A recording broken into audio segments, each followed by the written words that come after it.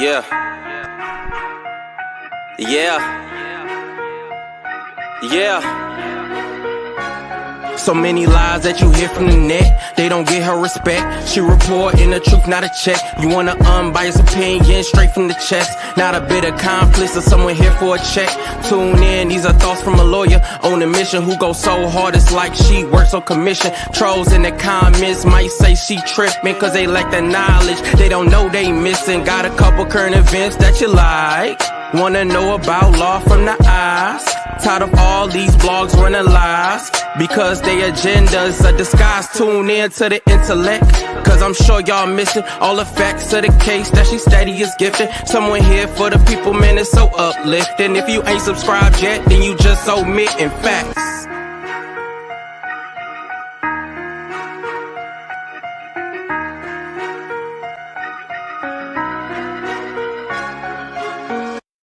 Hello, everyone.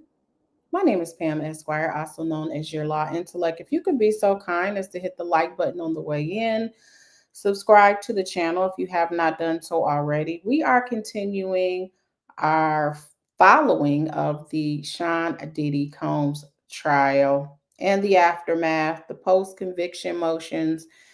And you guys are funny looking at your comments, okay? I was peeping some of the comments before I came on, and Tracy, no, you didn't say, can Clarence Thomas be held responsible under the Mann Act?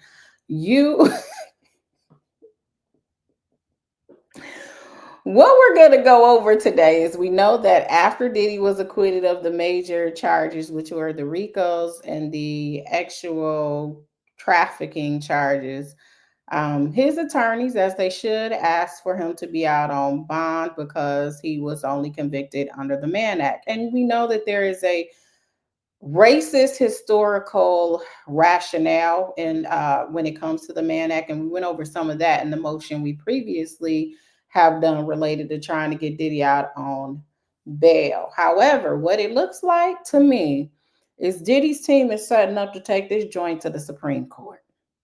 When you start talking about some of these constitutional violations when it comes to the Mann Act and what the purposes are and all of that, I think if the judge does not do anything about this, Diddy might take this to the Supreme Court. I just think so. But this is only if Trump doesn't just come in and say, you know what, I'm gonna let my people go. Because according to reports, Donald Trump has said that he's sitting back watching the case. The legal team has come to him already, allegedly. Again, it's all alleged. I don't know none of these people, but this is what the reports are saying, is that Donald Trump said he is watching this case. And essentially, if the judge says, no, we're not going to let you out on bond, he's probably going to pardon him immediately. That's what it's looking like, according to the reports. But if he does get out on bond, he'll probably wait until sentencing. But in the interim, Diddy's team has not stopped working since he's been acquitted of those major charges. And this long, I think it's 50 something pages, which we're not going to read all of that, okay? We're going to spot read it. Basically asking for acquittal or a new trial. And what is interesting is if you watch the previous video related to the Mann Act, the reason why under the U.S. Attorney's Directive, which is their manual on protocol that they typically follow when it comes to charging or not to charge under specific statutes, it looks like they've said it, I guess, in other arguments or briefing that have happened, they only charged him with the Mann Act in connection with the ex-trafficking. So if he gets a new trial, then will they even bring it? Probably not, because it's not a standalone. So either way, honestly, even though there is a motion specifically for acquittal, to ask for a new trial will probably be that they decline to prosecute. So this is it's not ending. Okay. I think Diddy's team just was like, you know what, we're just going to keep the October 3rd because they knew they were about to be working in between to try to do some major overhauls and changes. And when it comes to the Mann Act, if this keeps going, Diddy just may be the one to change it. Like, go to the Supreme Court of the United States and try to change how they apply it and who they apply it to, which would be very interesting. So now the government has to make the decision, if that's the case, keeping that in mind. Should we just let this guy, should or the judge as well, the court? Should we just, are we going to allow him, or just take the risk, I guess, of him going all the way up and totally changing things?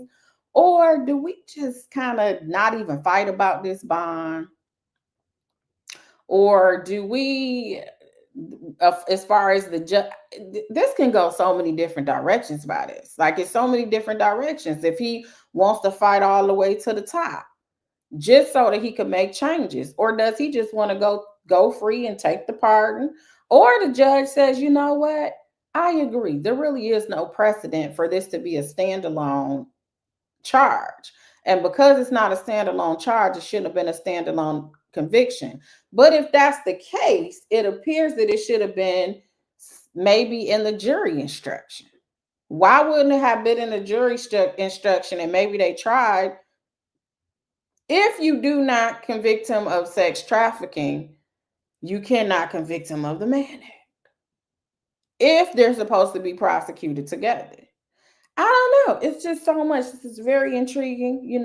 I think it's intriguing legally, just to watch how it moves. And again, I don't care. I understand some people don't like Diddy. They don't like what he's done and who he is, and they wouldn't invite him to their Thanksgiving table. I understand that. But this isn't even about that. This is about applying the law and the facts the way the law was intended, and not allowing overreach, overcharging, and not allowing the expansion of statutes. That's exactly what I believe, what I told you all would happen if he was convicted of RICO. So he was not convicted of RICO. Thank you so much. Hey, Miss Buckeye, she said, let's be respectful in the chat. Enjoy the live. Are y'all being disrespectful or something? Huh? It is. It's a new prosecutor, and he's been convicted already. So do you think the government's just going to concede? Yeah, we agree. We agree he should be acquitted. We put all this time and work in, but we agree. If he was just convicted of the Mann Act, then maybe we should let him go. Will they do that? I don't know. I ain't never seen no government do it, but hey, you never know. This is an interesting, what we call case of first impression, which is basically what Diddy's team is stating, that no one has ever been charged under these circumstances, is basically being a person who watches the activity as opposed to participating, a person who has no financial gain, a person who is considered a John, as opposed to being a pimp. So, yeah. But this is what happens as times evolve and statutes don't go with it. Times evolve. Things that were considered debauchery and immoral, as Tracy said, it was one point of which, if you were married to a white woman as a black man and you crossed the lines, you may have gotten convicted under the Mann Act. Why? Because in a lot of states, it just was still illegal until the Loving case. But as she said with Clarence Thomas, a lot of stuff which is very interesting. Clarence Thomas seems to be one of the justices that is not as pro civil rights. Like, he kind of feels like, and this is my interpretation and opinion, that we are almost equal or something. But I think he does fail to recognize that some of the case law would even apply to him, as in Loving, because he's married to a white woman.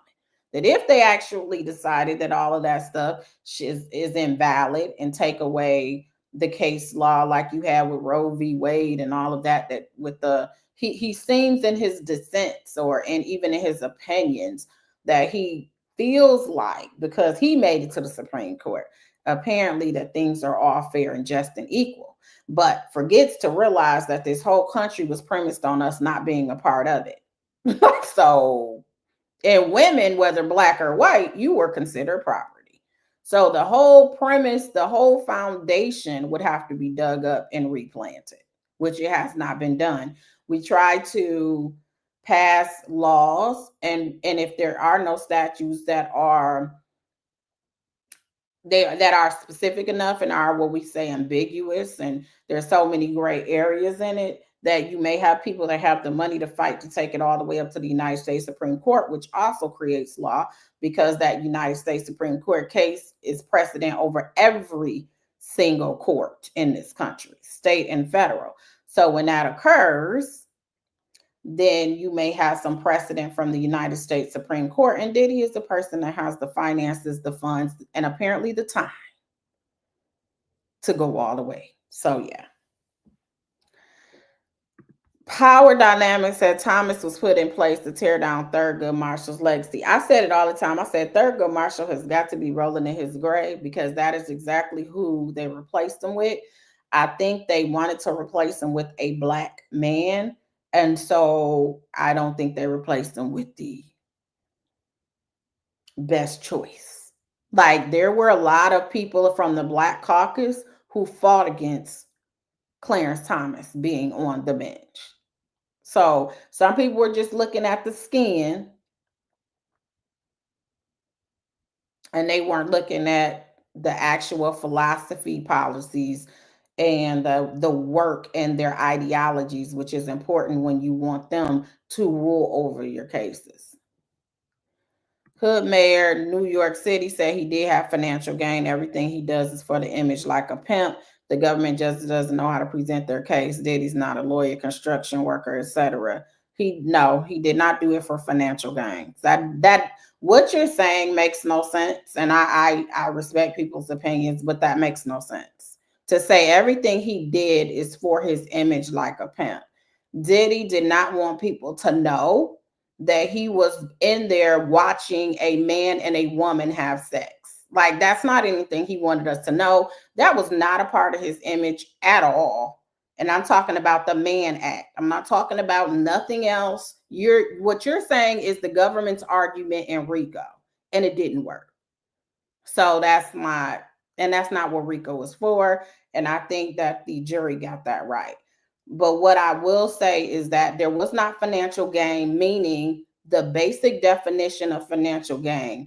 I hire Jane Doe. Jane Doe works for me. I am the pimp. Somebody says, hey, do you got a pretty light-skinned girl with good hair and light eyes? And I tell you, oh, yeah, I got one right here, Jane Doe. And then I say, but that's going to be at $1,500. And then you go rent out a room over at the Hyatt and you have them in one room and then you down the hall in another room just in case to protect them because you're the pimp and they're your prostitutes. That is the general pimp prostitute relationship. I don't care how you try to put it or how you trying to twist it to fit for Diddy. All right. Tracy said if Diddy is the one to take down the Mann Act, I might have to stop dragging him for 25. Listen, wouldn't that be interesting though? I don't think the government gonna let it go that far. I don't even think the court's gonna let it go that far. Because that's basically in my mind as an attorney, I feel like based on these arguments, when you start talking about Constitution and you get into some real due process and all of that, then you're like, okay, you're setting it up for a federal battle, a federal draw. But I don't know if it'll go that far. It'll be interesting. Glamour said, thanks, Pam, for all you do. I couldn't wait for the show. You're awesome. Thank you. Thank you for the support. I appreciate it.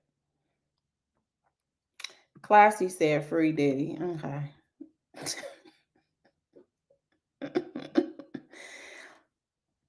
Nah, the pork rolls are good over in New Jersey, but don't get me all digressed, okay, Dev? Don't take me off my square. Okay, this is the motion for acquittal. It's enough for y'all in here. It's very, very long. The first 12 pages, again, is the table of contents, as you guys know how it's set up. My plan is I'm going to read the intro because the intro is going to give you a summary of what the arguments are. So you will generally get an idea of that. Then it'll be what I will read, though, is the purpose of the Mann Act, because you guys know I talk about history. They somewhat talked about it in the motion for bail, but they really dug into it.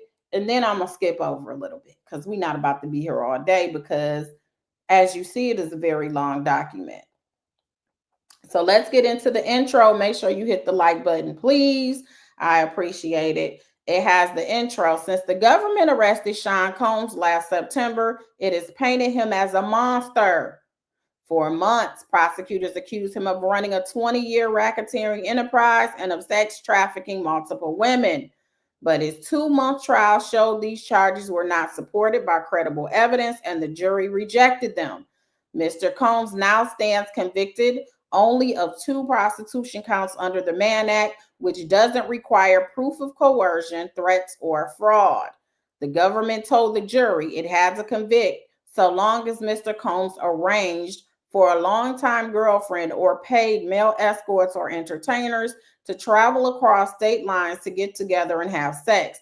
And that is all the jury convicted him for. That's it. That's what they're saying. Which is specifically looking at the statute black and white. That's why I said if the jury looks at the statute black and white, I don't see how they're not going to convict him of that. But if there was more context to it, like you can only convict if he's because there's no financial gain, quote unquote, you can only convict if sex trafficking is involved. But in theory, I guess that's not really what it says. You can convict for non-financial gains. It's just the U.S. District, the Attorney's Office, if they convicted separate, then it kind of will go against their own policies on conviction, but it doesn't necessarily, according to statute, mean you can't do it. But their own policies are to focus on people with commercial and financial gains, and they're making a lot of money off of this. To our knowledge, Mr. Combs is the only person ever convicted of violating the statute for conduct anything like this.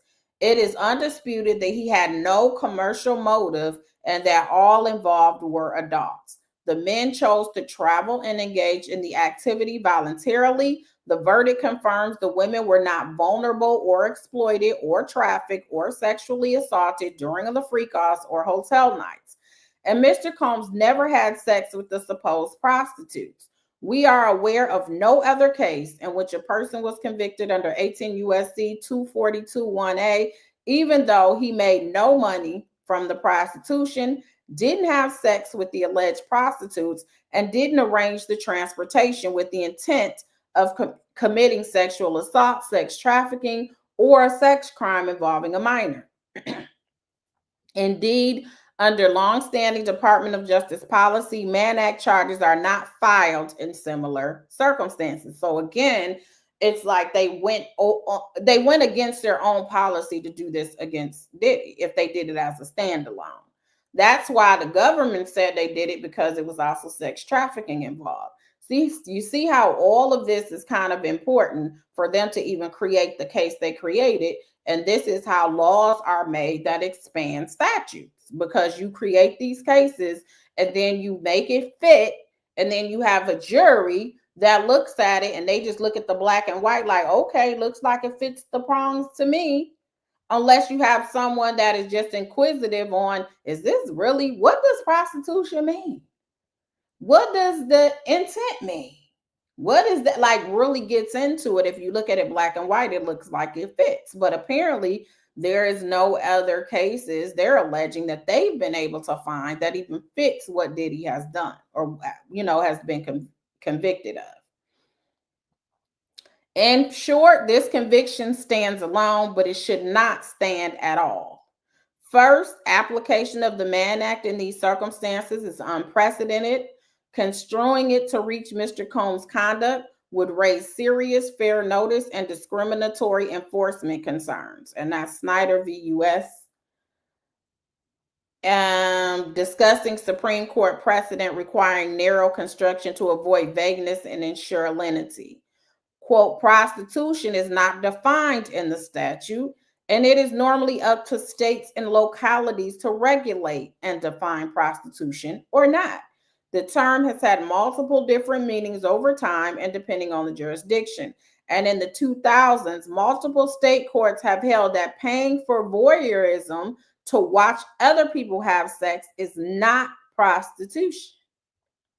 The lack of statutory definition, the change in the inconsistent ordinary meaning of the term, and the fact most states where the sexual activity occurs do not treat this conduct as prostitution creates a classic trap for the unwary, requiring a narrow interpretation that would not sweep in Mr. Combs' conduct. The statute should apply only to defendants with a commercial motive in the prostitution, or if it can apply to consumers of prostitution, should not cover consumers who do not have sex with the adult prostitute. Such a limiting construction is also required to avoid other serious constitutional problems of substantive due process, the First Amendment and federalism. Mr. Combs at most paid to engage in voyeurism as part of a swinger's lifestyle. That does not constitute prostitution under a properly limited definition of the statutory term. Second, even if prostitution includes a defendant who pays to observe two other people have sex with each other, the evidence was insufficient to show that Mr. Combs had any such intent.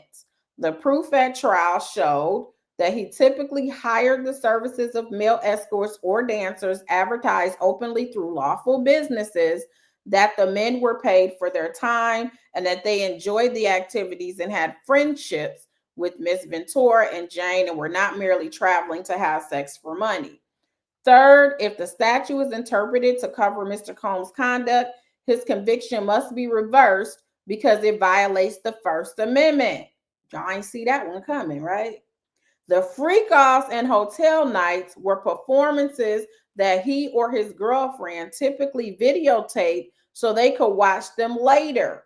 In other words, he was producing amateur pornography for later private viewing. This is protected First Amendment conduct that no substantial government interest justifies prohibiting, since the films depicted adults voluntarily engaging in consensual activity. I know y'all ain't see that one coming, huh?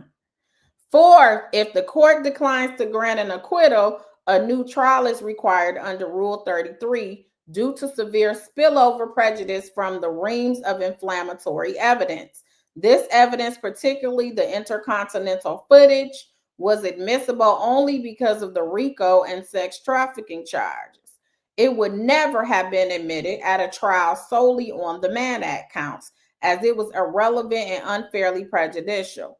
Under the Second Circuit's retroactive misjoinder doctrine, a new trial limited to evidence admissible to prove the Mann Act charges is warranted.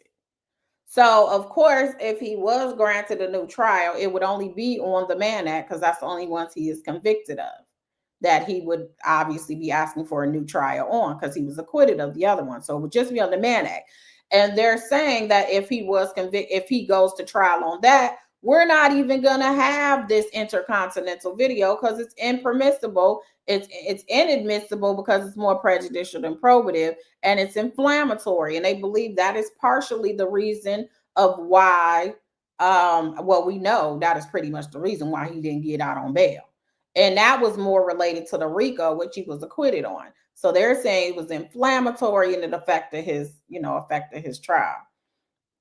Sean Combs sits in jail based on evidence that he paid adult male escorts and entertainers who engaged in consensual sexual activities with his former girlfriends, which he videotaped and later watched with the girlfriends. This is not prostitution, and if it is, his conviction is unconstitutional.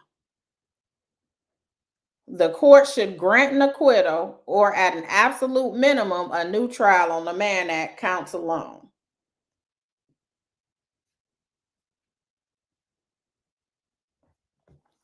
So it looks like they've covered his Rule 29 and Rule 33 motions for the sake of efficiency. Is less than 2 lines to limit in the court's individual practice. Okay, so when you basically they're letting the court know, I guess, the counts, because you put word counts. At the end, they usually ask how many words are in your brief, how many pages. Sometimes there's limits to your pages. So I told you, the federal court, when you practice there, is very, very particular and specific on everything, how they want their document to look, how they want it to, like, again, the word counts, the number of pages, all of that. And usually have to certify at the end how many pages it is and how how many words there are, and that you did it in Word document, and you did the word count in Word document, and this is the amount that they tell you. So you do like a certificate at the end that you comply with the rules. So anyway, that is basically the argument that you see in the intro. I'm not going to go through, we all know the history of what happened at the trial. Now, what I will do, I'm going to see what you all are talking about, but what I will do is go over the Mann Act, because some people had never really heard of it and the historical background of such. Again, the United States, whether people believe it or not, was premised on Christianity, albeit white Christianity. And so a lot of your laws are going to be premised on that, on what is moral, what is immoral. So you had in certain states, again, fornication, adultery, sodomy, everything was a crime. Okay. If they found out you did it, I was always curious to know how they knew what you were doing in your household. Were they peeping through windows? Was the neighbor snitching on them? But the laws were almost like what they did not want you to do, even in your private time. A lot of those have been overturned or not used in decades. And so they don't enforce them. Why? Because times have changed. Then you have situations like the Mann Act where times have changed and they've just tried to expand the statute in a way to include more behavior that some people feel is immoral or some people feel that you shouldn't do. My issue with a lot of that when it comes to the sexual aspects of it is even with Cassie and Jane Doe in this trial, they almost made it seem like they weren't in a position to choose to really consent or something. Like they don't know what they want or what they don't want. So daddy government had to come in and say that wasn't right that he was doing this and you were trafficked, because the testimony just wasn't comporting with what they were defining as sex trafficking, you know?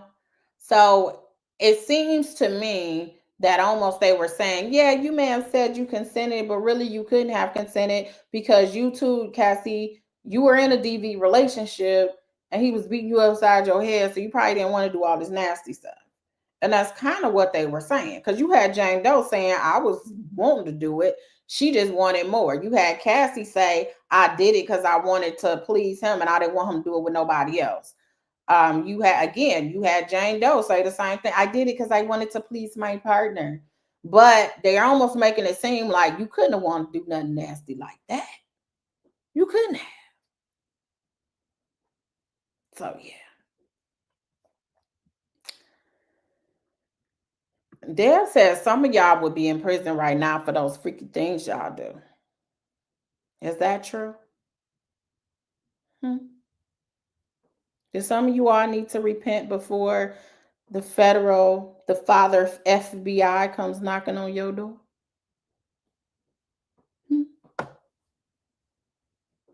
Some of y'all nasty. Is that true? I don't want to believe that about y'all. But yeah, anyway, that's pretty much what they were trying to say was, we want you citizens of New York to say what he was doing, even though they're saying it was consensual, it couldn't be consensual because it's just so nasty. You know. So yeah. All right, so I want to do the history of the White Slave Traffic Act. For those of you that don't know, please hit the like button on your way in. The original purpose of the statute was targeting commercial traffickers. So that was the original purpose. The White Slave Traffic Act of 1910, now known as the Mann Act, has a troubling history. As described in Mr. Combs' motion to dismiss, the statute had racist origins. It was born out of hysteria that white slavers were preying upon young women, coercing them into prostitution through threats, intimidation, and force. One of the bill's backers claimed that American-born girls from good homes were being tricked into prostitution, then sold to all men who can pay the price, young men or old, clean or unclean, healthy and diseased, black or white. But even with this odious history, the statute was never intended to apply to the sort of conduct of which Mr. Combs was convicted. The act was only intended to apply to men who, acting with a profit motive, coerce women into some form of the sex trade, slavers equivalent to pimps in modern parlance. The legislative history shows the act was restricted to professional procurers.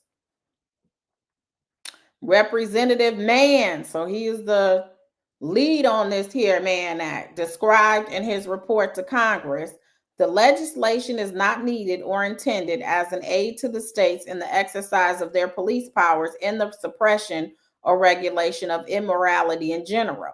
So remember, like I said, at that point, states was deciding how they wanted to basically charge you for things that it deemed was immoral in their definition, because that's how it used to be.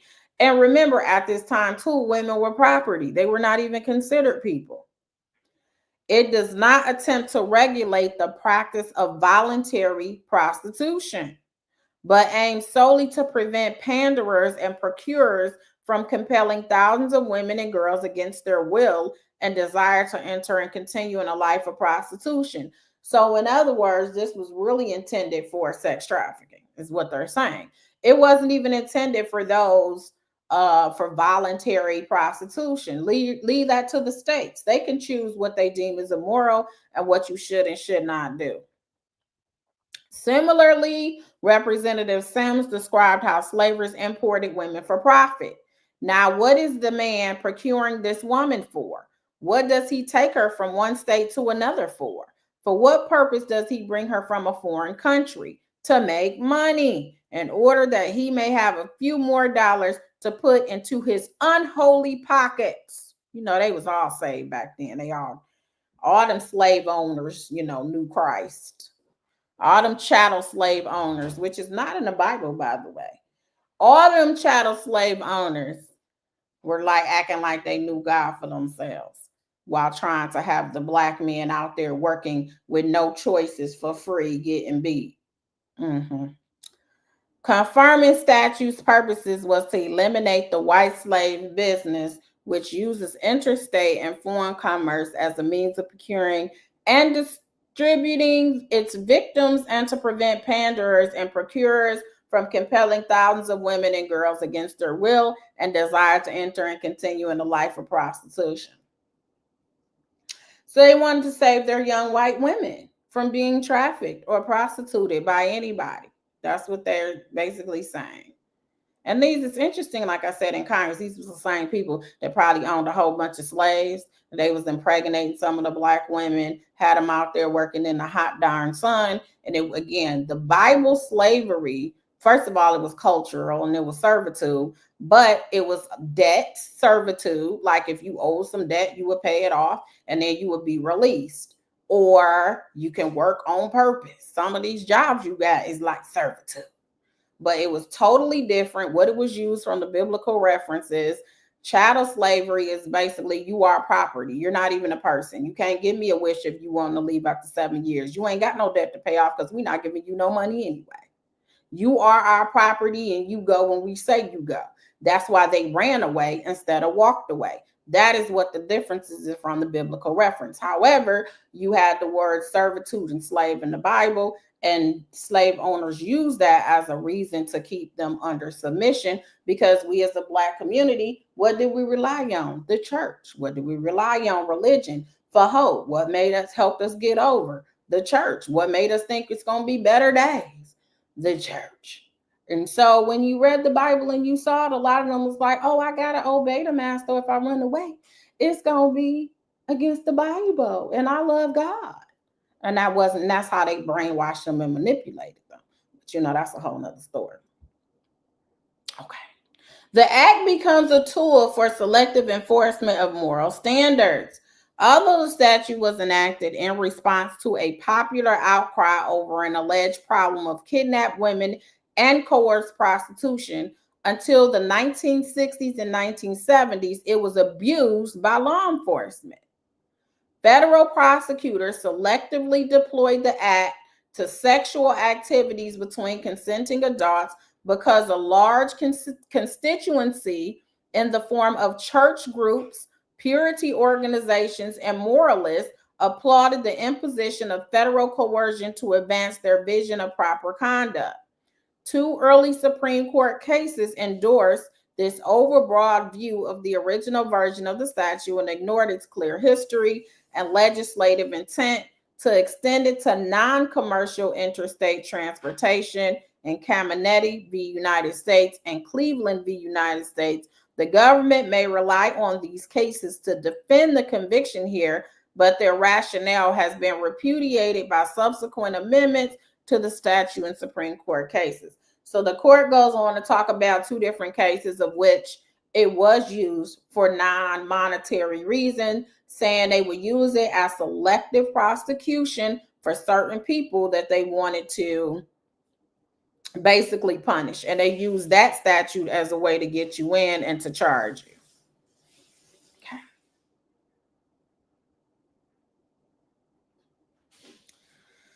So I'm going to say just, okay, in Caminiti, I'm not going to read all this, but a divided court affirmed convictions of defendants who transported women across the state line so they could become their mistress and concubine. So that was Caminiti, was about mistresses and concubines going across state lines, all right? They gave prostitution a broad stroke, which means that now it got expanded to non-commercial, and it based on immoral activity of which the government deemed was immoral activity. This is why you heard a lot of arguments and conversations about the government policing your bedroom, because this is what this statute started doing once it got expanded. First, it was to prevent white women who were young and they were unwilling, they didn't want to have sex, and they were being trafficked or it was being taken from them. And so that was the purpose of it. But then it expanded where, this is broad. It talks about debauchery and immoral purposes. And because of that, we can say immoral purposes can be what we say is immoral purposes. And we believe it's immoral for you to have mistresses and concubines and go across state lines. So we're going to get you for that. So then that broadened it. So then you have Cleveland, which was, several commentators observed that Caminiti and other similarly broad interpretation of the Mann Act deviated from the statute's purpose. So there were a lot of people around that time when Caminiti came down and was like, that was not the purpose of the statute. You guys are doing too much. But nonetheless, it became law. 3 decades later, the court had an opportunity to reconsider the scope of the act in Cleveland. But an even more odious decision, another divided court extended the act to cover Mormon polygamists. So now it's not just mistresses and concubines. We're going to say when you got multiple wives. Okay. So that's when that, and they believe that is what the government is going to use to say, well, in those cases, it wasn't any money. Okay. So those are what those were about. Then they go into all the different changing of the statute. The DOJ has long declined to enforce Caminiti and Cleveland. So this is the Department of Justice. Given the intervening changes in both the statute and Supreme Court precedent, it is highly doubtful that Caminiti and Cleveland remain good law. In part for that reason, even before the 1986 amendment, the government itself has long declined to prosecute non-commercialized acts of mere voluntary prostitution. For over 75 years, the DOJ has stated the Mann Act enforcement should be limited to cases targeting defendants who violate the statute for commercial gain. And we went over that in the other case, in the other document that we went over the other day. So Tabitha said they were trying to control the bedroom. Lois said, thank you for the original Mann Act. I'll discuss with my students in today's crime and politics lecture. Good job.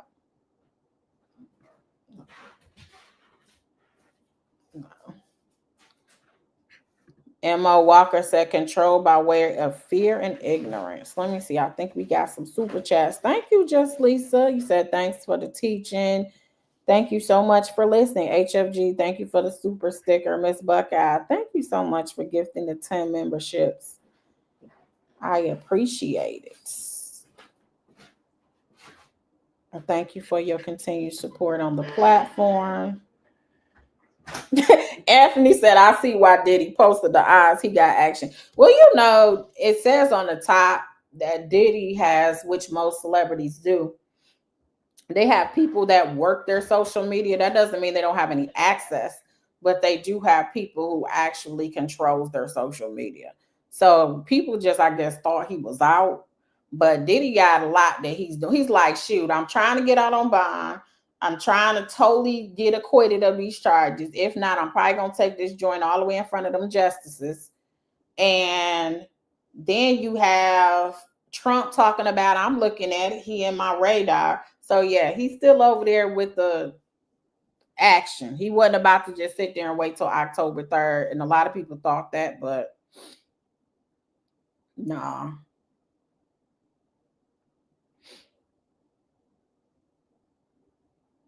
So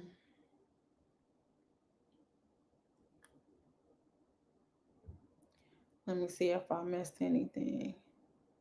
Nah, I didn't. Anthony said Tory Lanez got a motion to get a court date. Well, he got oral arguments. Oral arguments is not. People get pissed off when they are Tory fans. So I hate to even talk about Tory. But if you request oral arguments, typically you get them. Even though they say the courts can say, no, we're not going to give them to you and all of that. Typically, they will give you oral arguments. Does not necessarily mean that you gonna win just because they gave it to you. Yes, there are some circumstances, like for instance, if 20 of you guys are at the Court of Appeals with the same issue and the Court of Appeals just ruled on that issue, they'll like remand and be like, we're not having oral arguments. We just decided that in US versus Smith, and the issue has already been so in conformance with that opinion, we rule on yours as well. So it's different reasons why, but it's not really uncommon for oral arguments. I get it. People want to grasp in this legal space, and because they're pulling for, and I'm just going to say in the different jurisdictions I'm familiar with, and California and what I'm familiar with, they will give you oral arguments. But some people will try to make it seem like, oh no, that really just, never happens because of that. Yes, ultimately anything is to the discretion, but if you request it, they typically do give it to you. So I don't care who chat GPT stuff. I saw people chat GPT. That's not true. They don't hardly get, look what chat GPT said. I'm telling you, with somebody that practices and been to the Court of Appeals. Typically, when you ask for oral arguments, they will give them to you.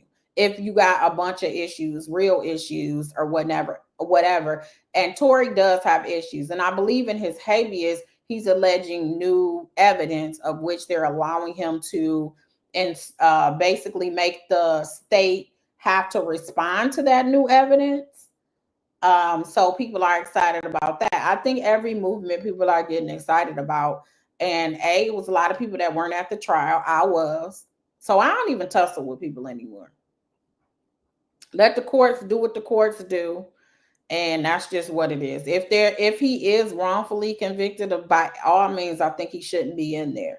But what I will say is, did the jury have evidence to convict him? I believe they had evidence to convict him as presented. The admissible evidence that they contemplated and considered was enough to convict him.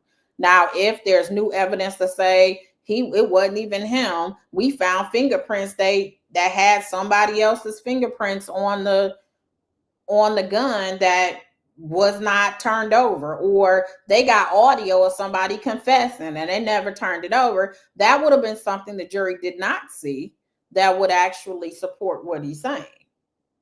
But the hearsay within hearsay of, I was traveling in the car and I heard her tell something, and she's going to say it never happened. So what's the court supposed to believe on the hearsay within hearsay? That's going to be a credibility issue and may not be admissible because it's hearsay within hearsay.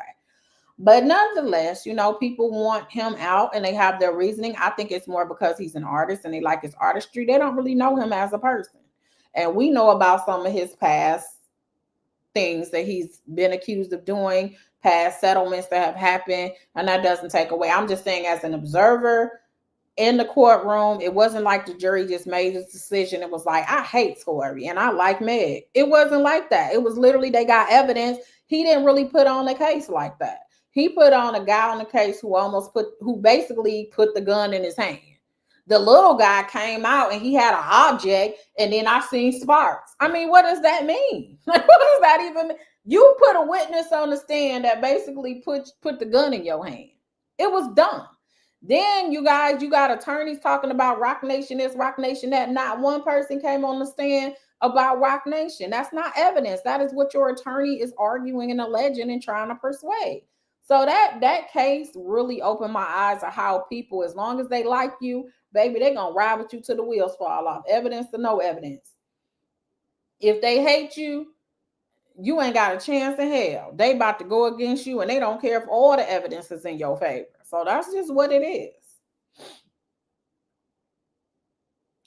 But anyway, let's go on.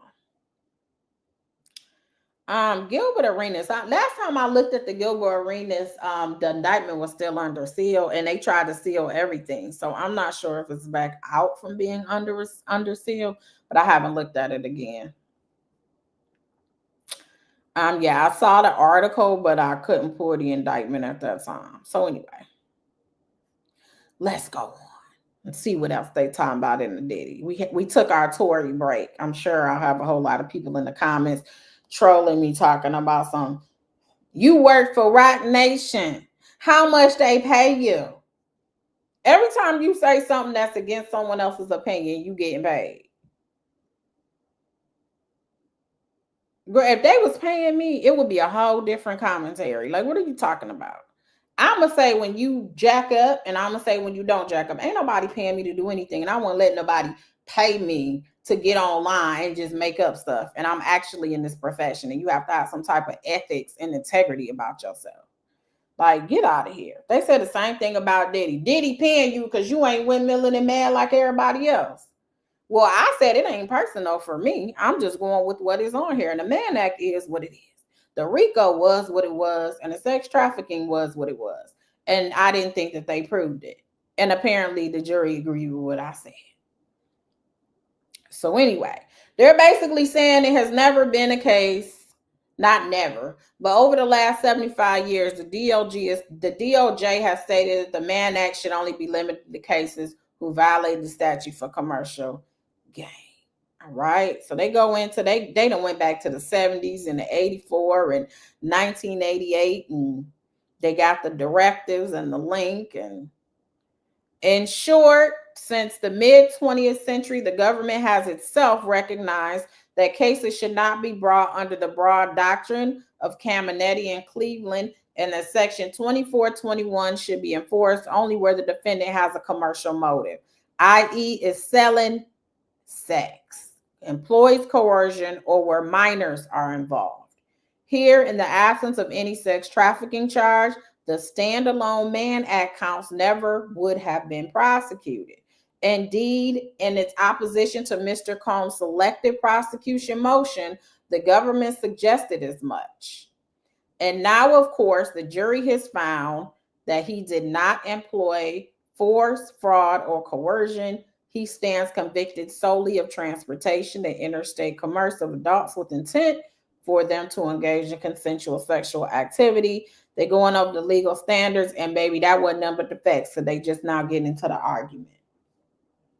So that was just the facts that they wanted the court to consider. Now they're going to apply the facts to the law and the argument. The first argument is there was insufficient evidence that Mr. Combs transported anyone with the intent to engage in prostitution. Mr. Combs was convicted of knowingly transporting an individual in interstate commerce with intent that such individual engaged in prostitution. Thank you, Shadina. I appreciate it. The 2 counts of conviction was that's thus required that prostitution was the purpose of the interstate transport. The Mann Act does not define the term prostitution. A host of serious constitutional problems will be presented if the statute were interpreted to cover the conduct at issue performances in which adult male escorts and Mr. Combs' adult girlfriends engaged in consensual sexual activity while he observed. The evidence showed Mr. Combs experienced these performances not as a typical John, but rather as a voyeur. He was just looking. Why are you over there looking at me? So he was over there looking. He had his little mask. They said he was covered up like this with his eyes showing, had on his Diddy glasses, and he was just over there like, yeah, move over to the right. Yeah, move over to the left. Slow down, slow down. He was like the producer, but he wasn't engaging. Okay, that's what they said.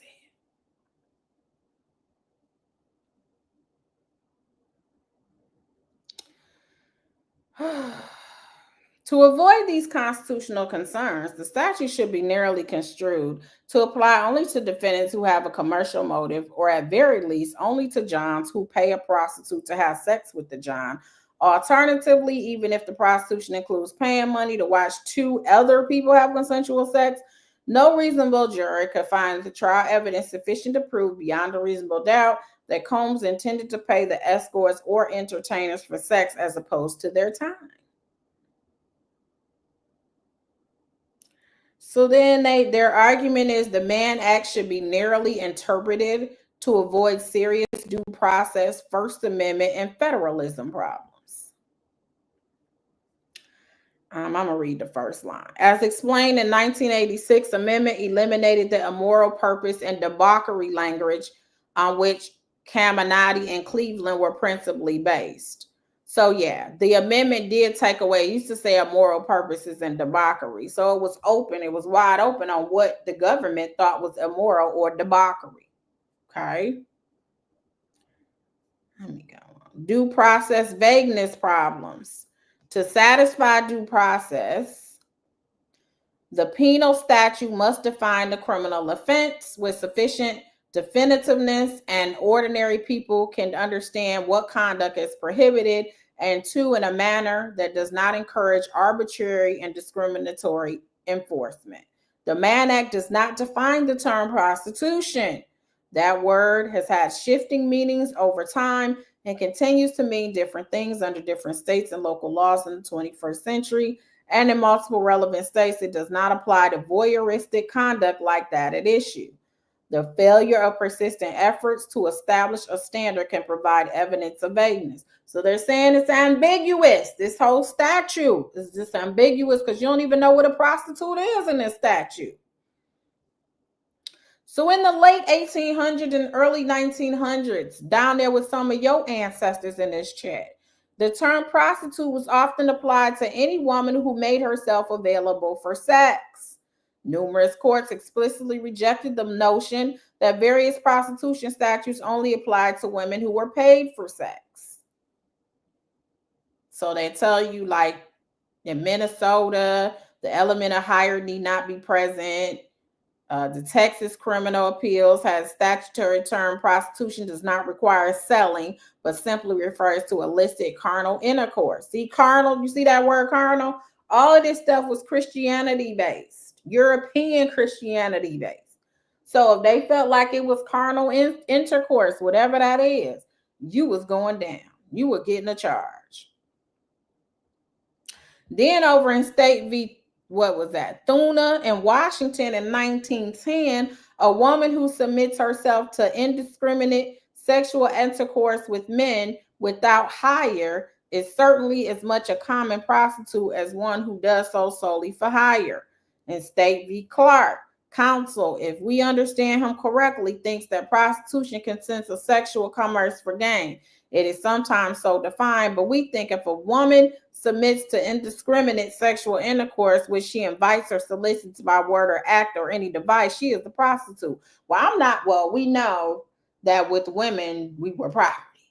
But by this general definition, it should have been a whole lot of men out here that was charged for prostitution if it wasn't for gain. You just offer yourself for sex, and it was just based on women. You see how they did us back then?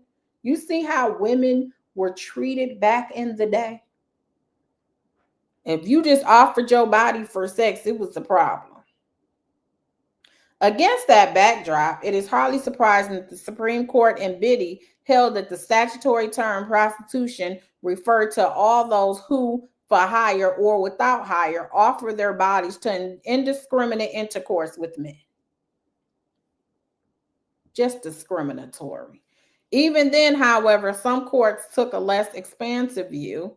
In Commonwealth v. Cook, the court acknowledged that the term prostitution has been sometimes used in a more loose and general sense, but held that Massachusetts prostitution statute was not intended to embrace the offense of enticing away an unmarried female for the sole purpose of illicit intercourse with the individual. The meaning of the term was never clearly settled in American law. Okay, so that's back in the day. Now we're going to fast forward to modern times. The commonly understood meaning of prostitution is sex for money. Right? That's what we talked about earlier. But what does that actually mean? Even that definition is overbroad because it covers some conduct not deemed prostitution under various state and local laws, such as simply paying to see other people have sex. In multiple jurisdictions, including most of the states in which the freak-offs and hotel nights occurred, Mr. Combs' conduct would not be considered prostitution.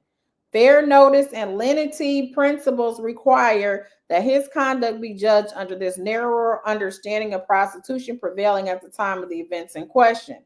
Specifically, a number of courts have held that prostitution is an individual paying another for sexual contact between the two, not an individual paying to view another have sex with a third person.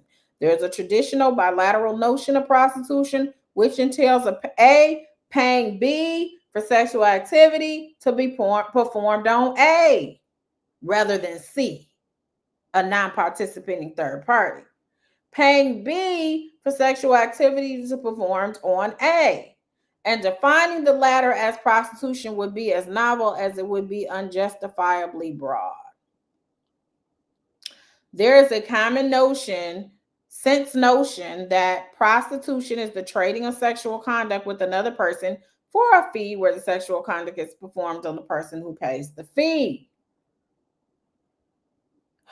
As a result, conduct that gratifies sexual desire but does not include physical conduct such as sexual performance for a viewing audience is generally not considered prostitution. Anders K. Why Pornography is Not Prostitution. So there's a 2016 book over there at the University of St. Louis. It looks like their journal. They have a law review. I was in law review when I was in school too, just to let y'all know. But they wrote an article on this specific topic. So they've been researching. They go into law review articles, seeing what people have wrote about certain laws and terminology and issues. And consistent with this common understanding, courts have held that prostitution does not occur when the paying customer does not participate in the sexual conduct and instead merely observes it. In Paulino, for example, the court rejected an equal protection claim that the state was selectively prosecuting a defendant who operated an escort business for promoting prostitution while not targeting adult film distributors for similar conduct. The court concluded that the escort business was not analogous to adult film producers because the definition of prostitution is generally confined to a bilateral exchange involving only two parties. Okay, and that's a definition that often applies to engagement with escort services. They put although in this case. That's why although not in this case. So yeah, because they got the people from the escort service allegedly. So I was wondering where they was going, but I guess they were saying with escorts they hired them to have sex with the person who hired them one-on-one. But Diddy is convicted of watching the one-on-one with the escorts.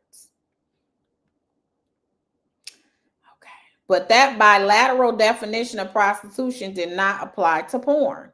And the court refused to conclude that the legislature had a different definition in mind, which would have meant to attaching an anomalous definition to a perfectly intuitive word in a statute and thereby contravening the very essence of statutory interpretation. So they're about to just go back and forth about what prostitution means. They're going to pull up the definition and tell you. So one of the things is when you're an attorney and things are not defined, you can say in Oxford Dictionary, this is what the word, but that might not help them. Let me see what Oxford, what does prostitution mean in the dictionary? Sometimes if it's not defined, you can use the ordinary dictionary. Well, that wouldn't help the government because it says, let's look at we're just going to look at the, hold on. We're going to look at what the general, when I just Googled it. Okay. The definition of prostitution, according to Oxford, is the practice or occupation of engaging in sexual activity with someone for payment. Okay.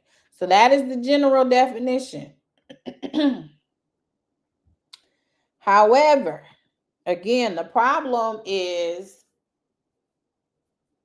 they're saying, the thing is you did pay someone. This is why the black and white. You did pay someone to come and for prostitution, even though you weren't the one to engage. So your argument is I didn't engage. It was someone else who engaged in it. So I paid them, but I didn't have the intent necessarily for it to be like prostitution. I paid for the entertainment. And so they engaged, and I just sat off in the corner and I just watched with my binoculars. And then I was like, cut. And then apparently they recorded it so they could rewatch it again. So now they're alleging, we'll get into that on the First Amendment or Second Amendment or whatever amendment they just said. I think it was the First Amendment. They said, that's that. E-Bookie said, but you benefited. LC said it's the activity. Patrick said, I thought tricking was legal until 2025. No, they are arguing what the purpose is of prostitution. It's meant for you. You basically pay somebody to have sex with you. Is what the argument is. Not I pay somebody to have sex with somebody else and I'm just off in the corner looking at it. That's not what it was meant for. That's really what their argument is. And so they're going through all of the case law to say that.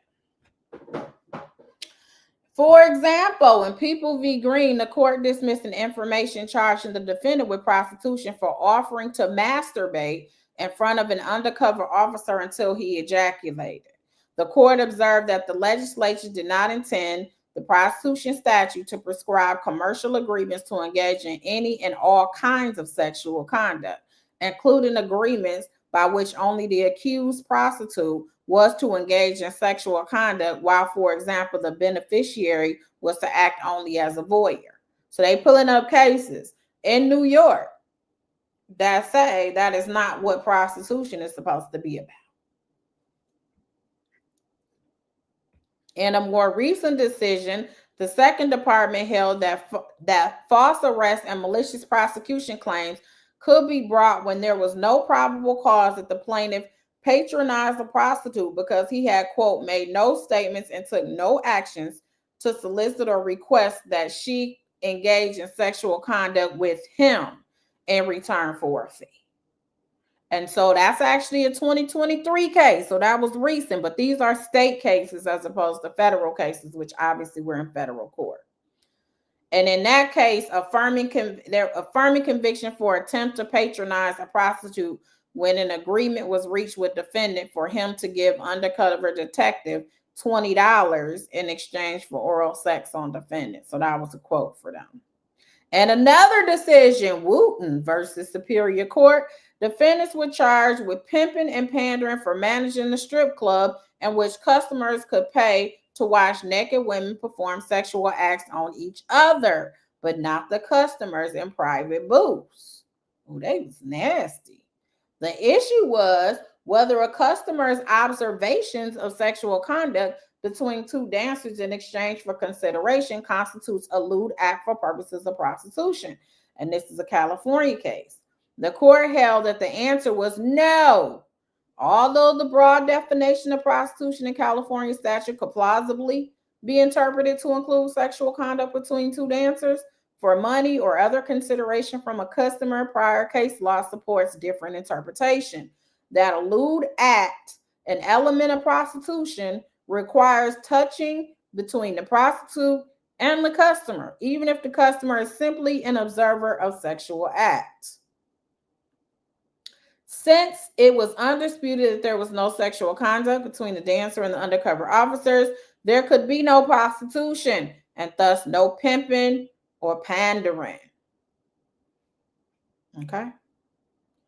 So they're giving us different cases of which just watching is not a crime. Commonwealth v. Blay over there in Pennsylvania. They say an adult bookstore contained private booths, which customers could pay to watch a dancer masturbate in front of them. The booths were equipped with waste cans and rolls of toilet paper to accommodate customers who wish to masturbate, as well as telephones they could communicate with the dancers. 2 dancers were convicted for engaging in prostitution. On appeal, the state argued that because the 2 dancers engaged in self-masturbation for the sexual gratification of their customers, it was sexual activity as a business and therefore prostitution. The court rejected that argument, reversed the dancer's conviction, and held that self-masturbation for hire without any physical contact between performers and viewers is not the type of conduct intended to come within the purview of Pennsylvania prostitution statute, which instead required physical interaction of 2 or more people. Because there was no physical interaction between the dancers and the patrons, the alleged prostitution was more akin to commercial voyeurism. A Georgia appellate court has drawn similar distinctions. Not Georgia. Georgia says it, y'all. They might be reaching. They said there is a distinction between commercial voyeurism and prostitution. And Smoot v. State, the court overturned the conviction for keeping a place of prostitution when the evidence at trial did not exclude the reasonable hypothesis that the residence was being used for the purpose of commercial voyeurism or some other form of adult-made entertainment not rising to the level of prostitution. The Smoot court distinguished other decisions in which a spa employee offered masturbation and oral sex services to an undercover officer. It was a lot of nasty stuff going on here. I didn't even know. Ivy State over there in Georgia, in which a woman made arrangements with an undercover officer for sexual relations for a price of $220. Oh, man. Then they go with more. Y'all, this is just. Other cases that dancing on tables was insufficient contact. In State v. Turnpile over there in Wisconsin, reversing prostitution conviction when defendant told undercover officers that he was looking for sex and he wanted officers to masturbate and that he wanted to watch, and thus only offered to give officers something of value in return for the voyeuristic gratification he would get from watching her masturbate.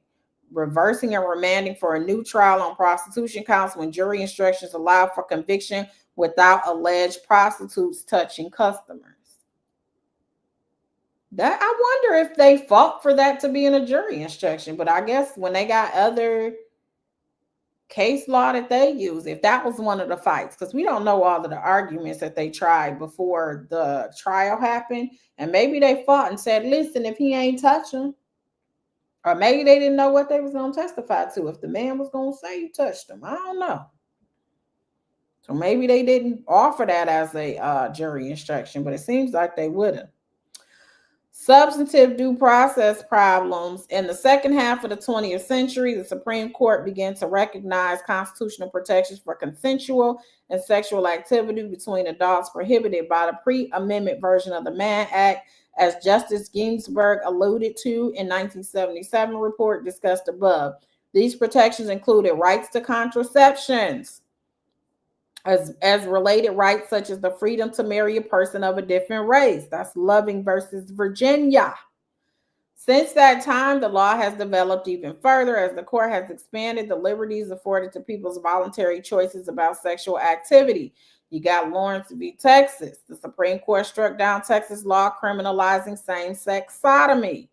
The court held that citizens have a constitutional right that protect their sexual freedoms, including generally sex acts between consenting adults acting in private. And Jeffel v. Hodges, that's a 2015 Supreme Court case. The court recognized the constitutional right to marry a person of the same sex. These decisions, and Lawrence in particular, are hard to square with the notion that the government can criminalize a person's decision to pay another adult for sex, at least if there is no coercion or minor involved. Then they say there's First Amendment problems.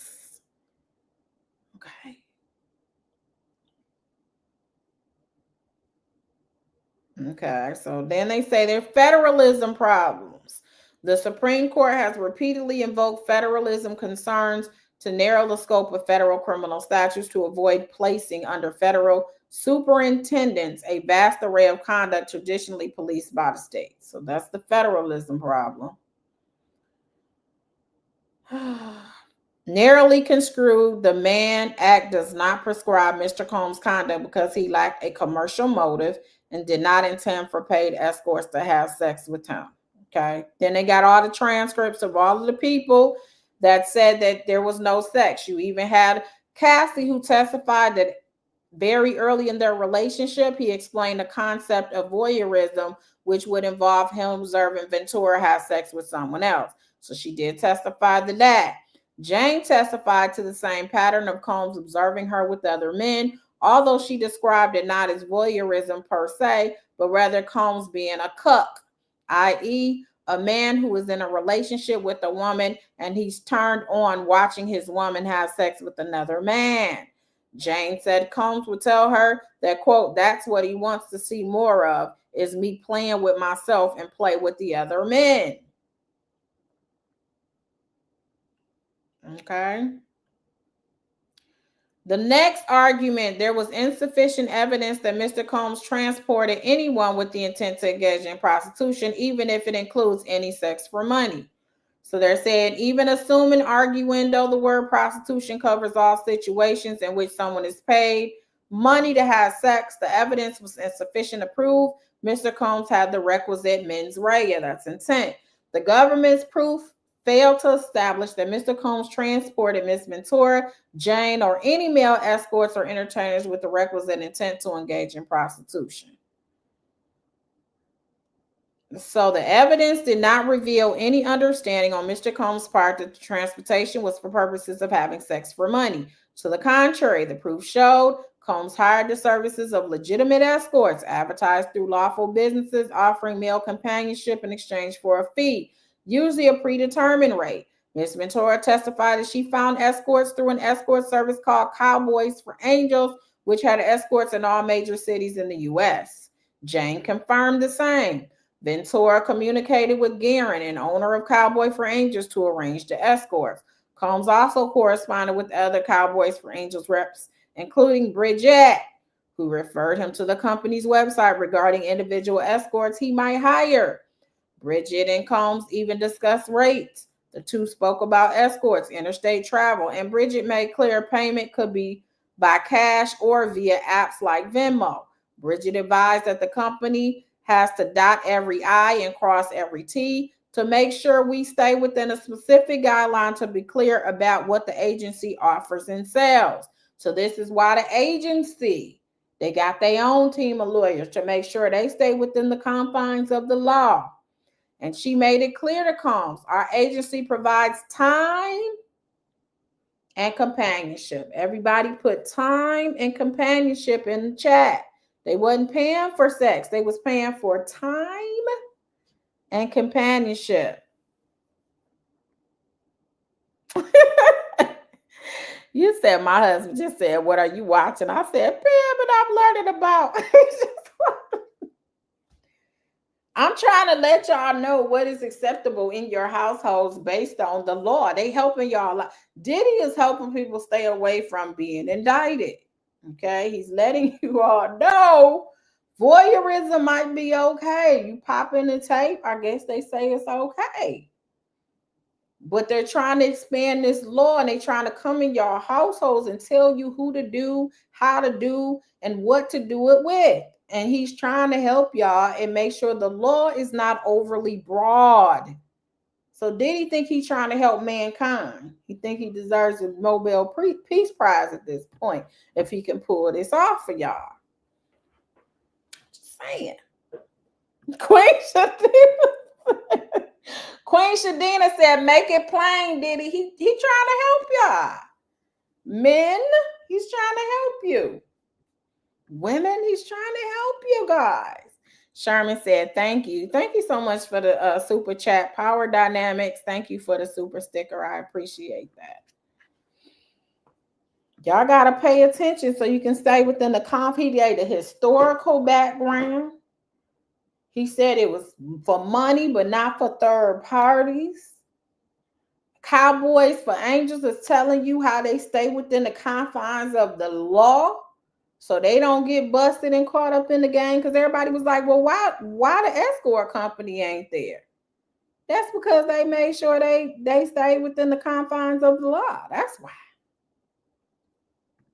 Judon said, that's what I was saying. It was always either Cassie or Jane that asked the men if they wanted to go further. They gave the instruction and gave the tips. Yeah, and they said they did it because they knew Diddy liked it. But I mean, some of them, like with Jane specifically, based on her testimony, to me, I think she felt she had leverage because she did those things. Like she can always keep Diddy in her pocket as far as he's gonna be around, despite what people said about her, because he got bad info.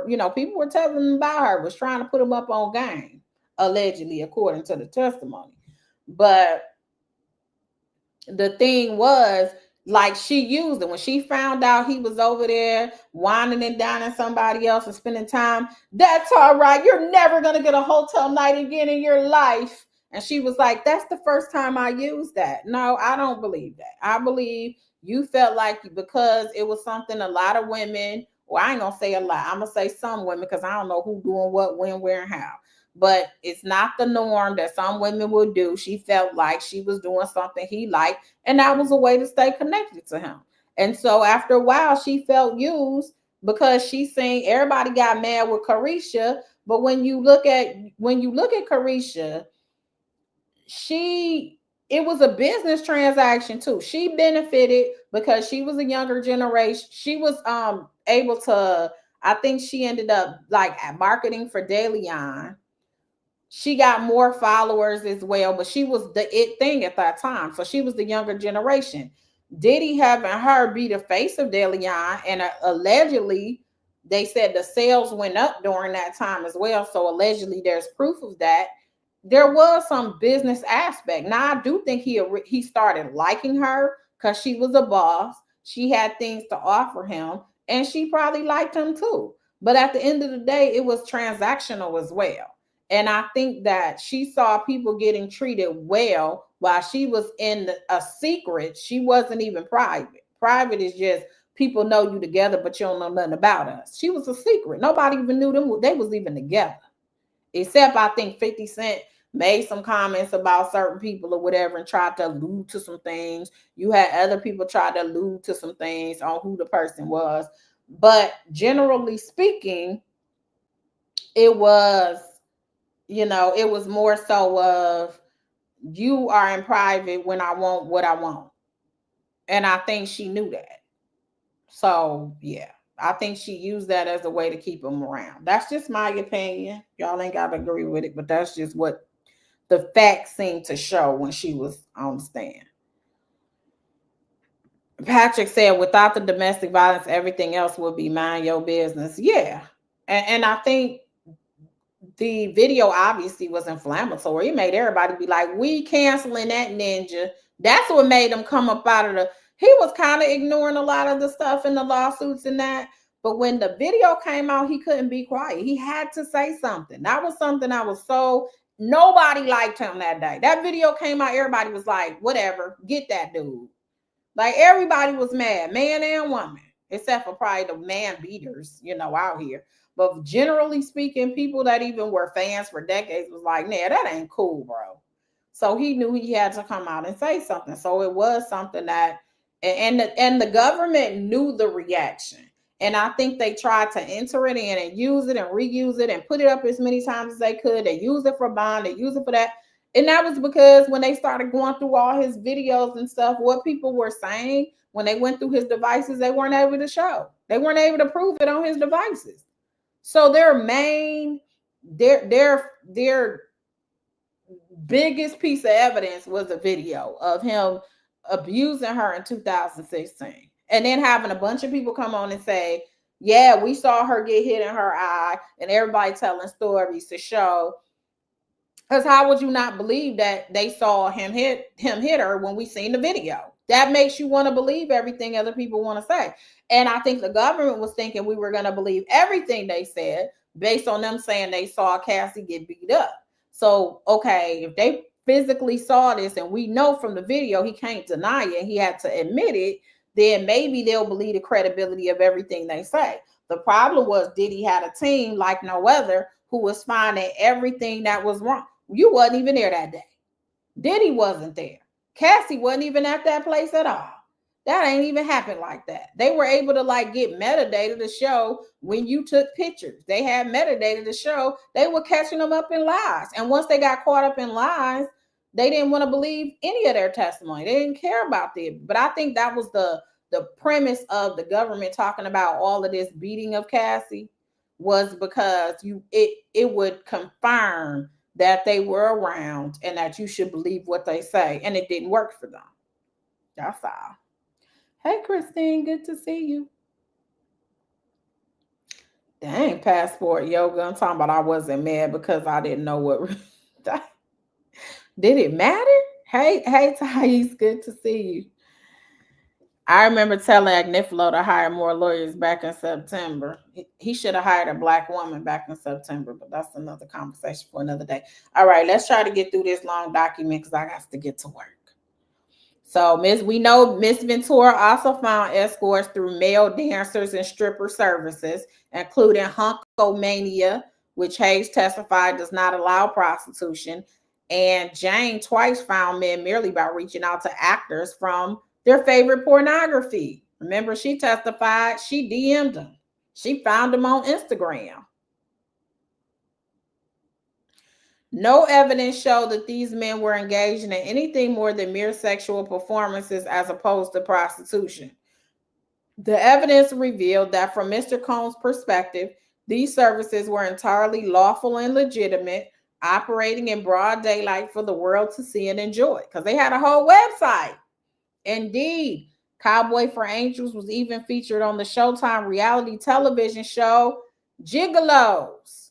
Purchasing such an escort's time, even if sex occurs, is not prostitution, and the government presented no evidence that Combs intended these transactions to constitute prostitution. And as explained, the evidence also demonstrated that Mr. Combs hired these escorts and entertainers not so he could have sex with them, but so he could observe them with his girls. The purpose of hiring the men was for voyeurism and to create a scenario akin to a sexual fantasy. These freak-offs were merely a part of Mr. Combs and Miss Ventura's swinger lifestyle. Okay. Jane called them entertainers. At best, for the government, Miss Ventura gave conflicting testimony about why escorts received money. She testified the escorts were paid to ejaculate, to entertain, and to also ultimately have intercourse with her. But before booking any escort travel, all that Combs and Ventura discussed was what we are doing and who's available. There is no evidence they discussed prostitution or payment for sex. That is insufficient to prove an intent to engage in prostitution, because to violate the statute, the defendant must intend at the time of the transportation for the travel to reside in paying money for sex. I mean, come on, y'all, Diddy. You know, I can feel all these other arguments that you got going on, but to say you ain't expect the sex to happen is a bit of a reach. But hey, you got to put it all in there and see what sticks. Okay, the voyeurism by itself and, connecting that to prostitution, I actually think that's a strong argument. The constitutional violation, making it overbroad and all that, I get all that. But this, you knew them men was going to come, and that's you wasn't paying them to just, come in and start being a private dancer. No, come on. Come on now. That's just my opinion, but Moreover, the government's case regarding the intent element relied exclusively on circumstantial evidence and summary charts outlining when travel occurred in relation to payments to escorts. The government only called 2 escorts who participated in freak-offs with Miss Ventura, neither of whom even traveled interstate. Now, that is a problem. If they only called 2 of them, and that's their evidence, and they did not travel, they lived. I know one of them that testified, I think it was the Punisher. He said that he only did it in the state where he lived, which I think was New York. And the government called no entertainers who joined hotel nights with Jane. The escorts who did testify, Daniel Phillip and Sheree Hayes, unambiguously denied engaging in prostitution or being paid for sex. Felix testified that when he was first hired, Miss Ventura told him he was being hired because her husband wanted to do something special for her. And so she asked Philip if he would mind rubbing baby oil on her and giving her a massage. And, wherever things went from there, if based on how comfortable it was. Now, she did testify. She would get him there and then say, listen, I just want you to, rub oil on me. And then if you just so happen, to get aroused and you want to get it in, we could do that too. Indeed, Philip worked for a male stripper service that did not offer prostitution services, and the payment itself was consistent with that understanding. He was paid a few $1,000s before the night even started, with Ventura telling him at the end she would tip him. He ultimately testified he wouldn't have thought twice to think that it was prostitution. Hayes testified similarly. He stated he was paid to create the scene as an experienced male entertainer. He also denied engaging in any form of prostitution. In fact, during one encounter, he was asked if he wanted to orgasm, but he declined because he was trying to be as professional as possible and understood he was there to create what he called a sexy scene. Nevertheless, despite not ejaculating, he was handed additional monies. On another occasion, he got paid even when the freak-offs was canceled, and thus testified it was fair to say he is being paid for his time and not for sex.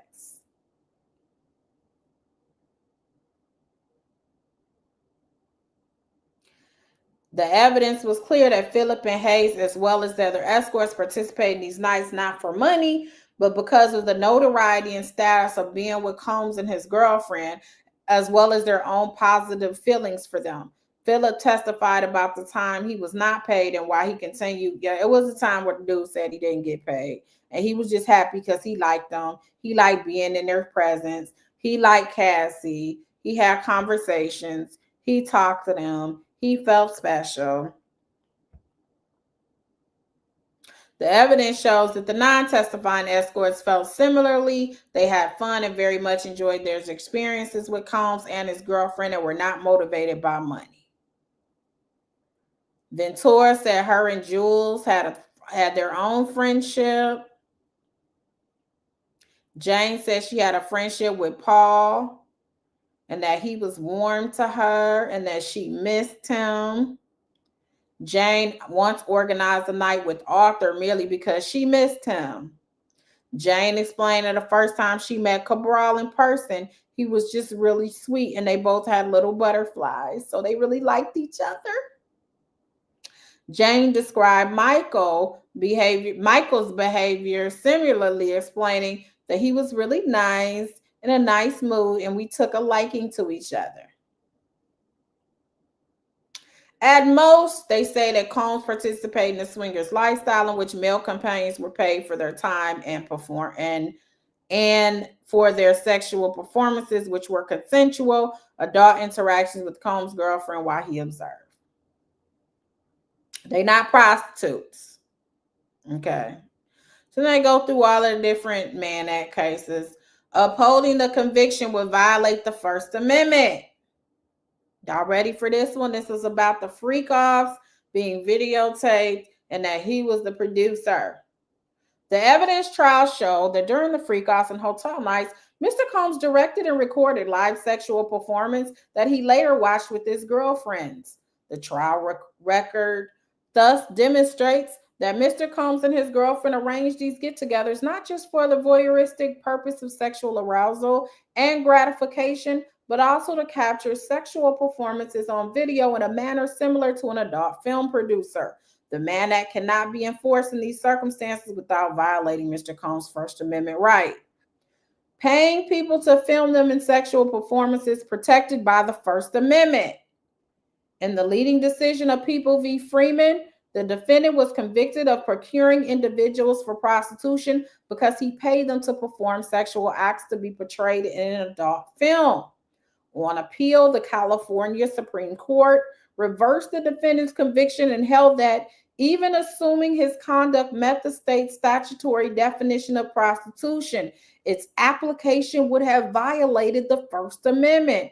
Relying on both U.S. Supreme Court and state precedent, the court recited the undisputed propositions that both films and live performances are protected by the First Amendment, and therefore concluded that upholding a prostitution-based conviction for a producer and director of a sexually explicit film would have rather obviously placed a substantial burden on the exercise of protected First Amendment. The state legislature, moreover, had not intended the anti-prostitution law to apply. When an individual pays an actor fees to perform in a sexually explicit video. And then they say New York case law similarly recognizes the First Amendment problems with applying prostitution laws in these circumstances. And then they talk about the Green decision. Although Freeman is a California decision that, like Green and Paulino, doesn't bind this court, Freeman has been influential outside of California, far more than might be expected of a mere state Supreme Court case. And no decisions have called it into question anywhere since it was entered. In fact, a justice of the U.S. Supreme Court expressly refused to disturb the California Supreme Court's decision in Freeman by denying the state's request for a stay of the judgment, reversing Freeman's conviction on the ground that the court was unlikely to grant the state's cert petition. Freeman's influence is based on its reliance on well-established First Amendment principle with broad application, including to the circumstances of this case. True, the adult film producer in Freeman is not identically situated to Combs. For example, according to witnesses, Combs arranged freak-offs and hotel nights for sexual arousal and gratification, unlike Freeman. But the California Supreme Court was clear that Freeman's First Amendment rights would have been violated even if he had some sexual arousal purpose. Also, unlike Freeman, the trial evidence showed Combs was seeking to create films not for widespread distribution, but rather primarily so he and his girlfriend could watch them later. As we argued at closing, Combs was creating homemade porn. But Freeman's logic applies to a small-scale porn too, not just mass commercial adult films. Then they got examples. State v. Thurl, that's over there in New Hampshire.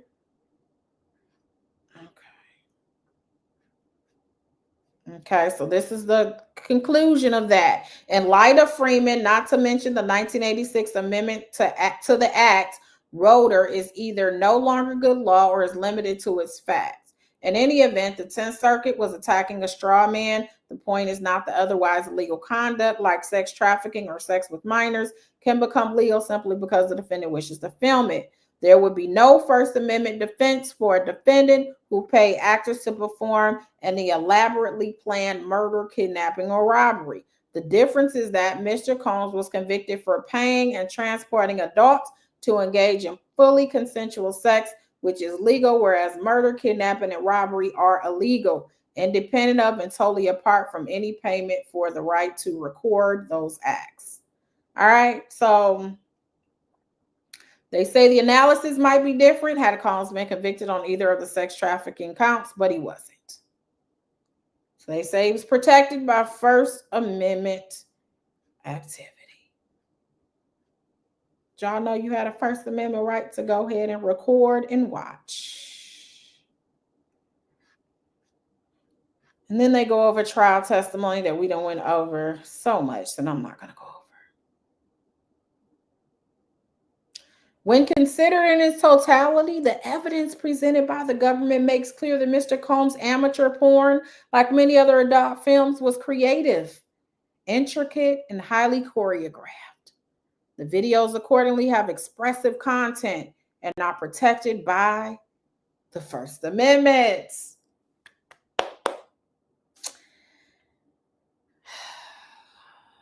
The amendment in turn protects against the application of all laws abridging the freedom of speech, even those like the Mann Act that don't specifically target speech. That's the U.S. Constitution, Amendment 1. Accordingly, to pass First Amendment muster, Combs' Mann Act convictions must satisfy the Supreme Court's test for regulations of conduct with expressive conduct. So he was expressing himself. Okay.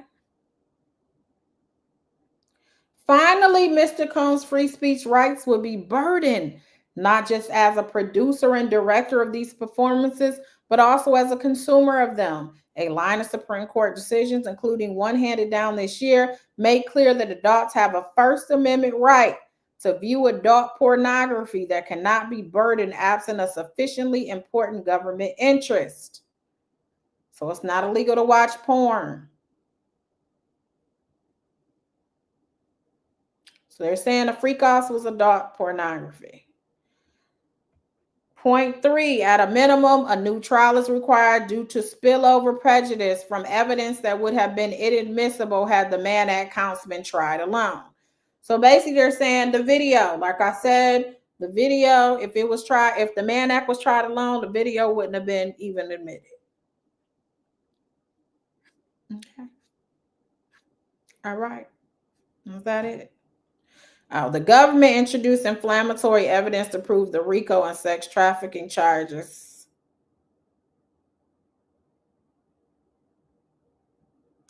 The video was just one piece of evidence aimed at showing violence day after day. The government admitted testimony about alleged violence, including an eyewitness testimony from Ventura and others, including Carrie Morgan, Brianna Bongolan, Deontay Nash, Don Richard, Mia, and Capricorn Clark. I forgot all about Mia. Describing numerous instances of alleged violence against Ms. Ventura. We talked about that earlier. I was like, yeah, then they started just piling on the violence. And I do think it was for improper purposes, in my opinion. Eyewitness testimony describing purported acts of violence against others, including employees and rivals, such as the Bongolan balcony incident and the Mescudi arson. Testimony from Clark about Mr. Combs allegedly holding a gun while stating he intended to unalive Mescudi. Testimony regarding alleged violence by Combs towards Ventura from an escort who participated only in intrastate freak-offs. Eyewitness testimony from Jane describing alleged violence by Mr. Combs on one occasion on June 2024. Photographic evidence showing bruises and other injuries that witnesses claim resulted from Combs' violence. Expert testimony explaining how men use violence to keep women in abusive relationships. This is not a case where evidence going to the failed counts was relatively minor part of the government's case at trial, taking up less than 3 days of testimony in a 3-month span of trial. And the RICO and sex trafficking counts were the core of the government's case, and the evidence going to those counts completely dominated the trial. The government used the words violence dozens of times in its summations. They put all the times that they used violence. They just got all of the times the government talked about violence. In fact, the government claimed there was so much evidence of violence, it couldn't even cover it all in the multi-hour closing. We don't have time to talk about all those violent incidents now. There are too many. But it featured many and even created a chart for the jury displaying all these incidents of violence that have taken place throughout all of these years. In addition to the evidence of alleged violent acts, the government presented other inflammatory evidence to prove the RICO and trafficking counts Pages and pages of testimony and numerous accompanying exhibits were devoted to attempting to prove allegations that had absolutely nothing to do with the man. So we talk about Miss Ventura, about the $20,000 to the mom. Miss Cuddy, different topics. Ripping open Christmas gifts and locking the dog in the bathroom. Y'all remember when Rover got locked in the bathroom according to Miss Cuddy? They made the dog jittery. There was also testimony about him allegedly bribing security to obtain that intercontinental video that clearly was not the only copy and became part of the downfall. The inflammatory evidence was not admissible to prove the Mann Act. So that's their argument. The evidence on the surviving counts was not strong. And that's it. The conclusion for the foregoing reasons, the court should either grant a judgment of acquittal or at a minimum, a new trial in which only evidence relevant. So what do you guys think is the strongest argument in this case? What do y'all think? $2K for one night. That's it. I'm going to, you know what, Dane said, you going to mess around and catch a case. Don't say that. He didn't mean that, government. He ain't mean nothing he said. Thank you for the super chat, though. Thank you so much.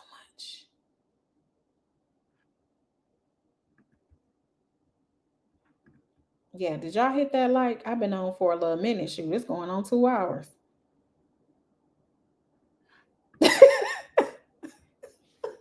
He said, Diddy has a good heart towards animals. That's why he didn't hurt the dog when he could have. That sounds like the state. Don't they treat animals better than people? I'm just saying. That's what you were saying. So what do you guys think is the strongest argument? If you were to give an argument, would it be that basically this is not, shouldn't have been applied, he should have been acquitted because it's overbroad, it was not supposed prostitution, the definition was not defined, it doesn't include voyeurism? Do you think that the First Amendment, that you have the right to be a producer? They kept saying, now the government kept saying he orchestrated, he was giving directions. They were talking about his producer attributes. The government was saying that, was like, he was telling them what to do. Move your hair to the side right there. Yeah. Put that behind your ear. Take the baby oil, more oil. Put the baby oil, put more oil on the body. It's not glistening enough. So they're saying it was a First Amendment violation. It was his expressions, and he was videotaping. And then remember, Jane bought him a portable TV video player so that he can have the portable video with all of their corn in it. I've said it 1,000 times. I don't know why all of a sudden I wanted to protect it for YouTube purposes. But yeah, they like had a video where they would sit back and they would say, is this a movie night or do you want the real deal? Like, do you need to see the peep show or are we going to just watch our own that we created? And then he said, oh, it's a movie. I'm kind of tired. You know, they said they would have bladder infections and all of that. I have a bladder infection, so I don't really want to do that right now. I got to drink some cranberry juice. And so they would sit back and they would just watch it. So it's a First Amendment protection that they're saying they have. And prostitution is not defined. Now, the one, and then he also has the one that he didn't lack intent of them being paid for sex. Those are the arguments. I don't think I'm missing any. Mean Link said the prosecution confused high-level cinematography for Rico conspiracy. That's what they said. This was Smithy. You know he's a creative. He does videos. You know Diddy likes to, well, he usually likes to appear in the videos. You know what I'm saying? But that's what they arguing. The 13th juror said, Pam, isn't Diddy sentencing in 2 months, so why give a bond for 2 months? Do you want to be in jail? The 13th juror? You saying Diddy need to thug it out over there at the MDC, where apparently they got it's supposedly so bad that the judges don't even want to send people there when they got to put them in jail for a certain amount of time because they like, we don't even want them there. It's so bad that they will give the defendants the ability to move their sentencing up so they can be assigned to their facility that they're going to be taken to if they're going to be there for years, so they don't got to go back to that facility. Would you want to be there for 24 hours?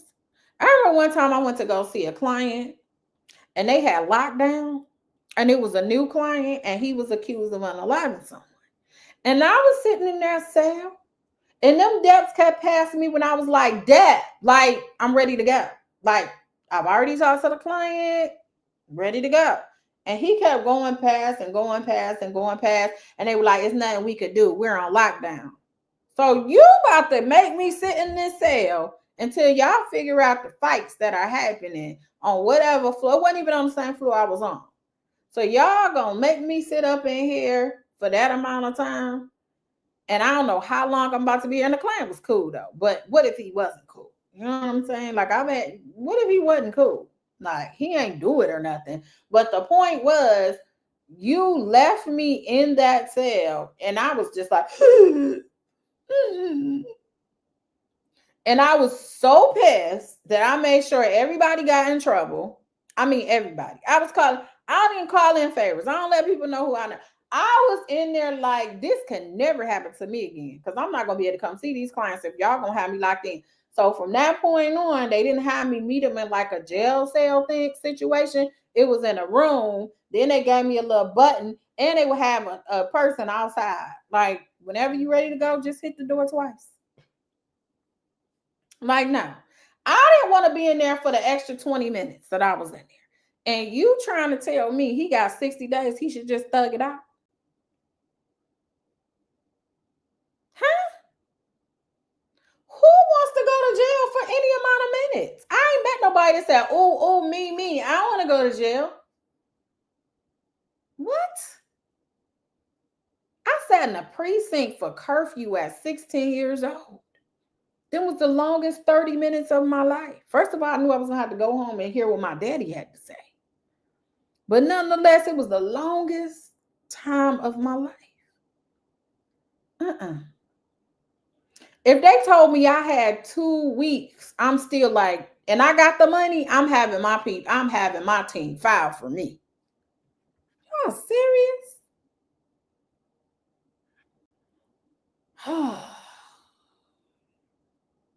What? Tracy said not they would sit back in their matching robes and IV drips and watch movies. That's what they said. That was the point, Tracy. They would watch themselves. And then when they watch other people's porn and they liked the way they was getting down with the get down, you know, they said that she would DM them like, let me go see if Cabral is on Instagram. Hey, I was watching your movie and you kind of hot. Would you interested? And so then they could make their own porn from real porn stars. Just saying.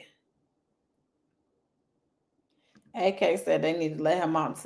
The fact that his team was able to do as well as they were with him being in jail that long is a lot, because you do need your client. Your client should dang near be lead counsel. They know way more than you do. They can tell you what to expect. They can tell you about the good, the bad, the ugly, because you need to know everything, because you need to know how to counter it. And so the fact that he was in jail and they were able to do do well, because they did well. They beat the government. We can't take that away from them. The fact that was able to happen shows you that but just imagine if he was out, they probably would have beat the whole case. If he was out and he was able to get his hands on different documents or different things or whatnot, or remember what was on some of because they also confiscated a lot of his devices. So he probably didn't have stuff at his access, but he could have accessed certain bank records. Maybe he could have accessed certain things from the Cowboys and Angels. I don't know. Maybe it would have triggered if he was in the environment to his memory, because you don't remember if they went all the way back to 2007 with Cassie. So he may not even remembered everything. So the fact he in jail, he been there long enough. He didn't show he about that life already. He done made it.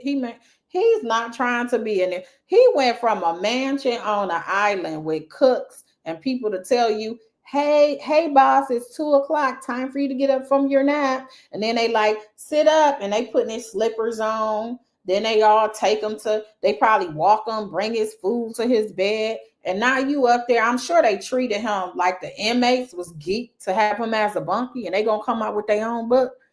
But no, he is not about that life. Nothing about Diddy gave thug life.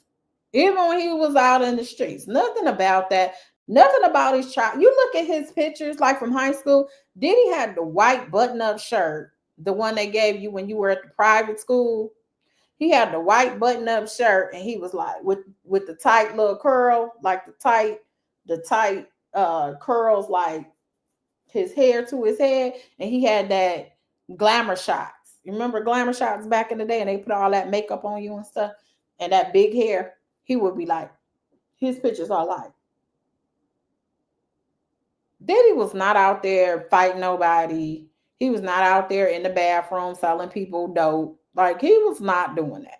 He was probably in the choir or something. They said he was an altar boy. I mean, come on. He not about that life. But he thugged it out. He was like, let me, you know what? I don't want you all giving these haphazard arguments. And so he let them go back and regroup. And I think that's what they did. They celebrated their wins for the day because it was a win. When they got beat those 2 charges, they celebrated those wins. And then they got back. The attorney said, we got work to do. So we already knew they wasn't just letting this go just because he was convicted. They felt like he should have been acquitted of all charges, especially if the government brought those 2, trafficking and Mann Act, to go together. And now that it's isolated, maybe it shouldn't have been brought if it was by itself. So, they arguing, they gonna argue. Either way, I just don't think he's going to jail at this point. I don't think he's going to prison. He's in jail now. I don't think he's actually going to prison one way or another. I do think Trump may actually pardon him if he gets. That's just my opinion. But we'll see what Trump does. Tracy said Diddy about to make a nasty rap album. The industry is not ready for the dick.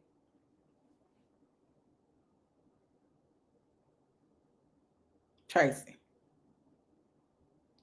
That his last album was Love album. That's more like Diddy.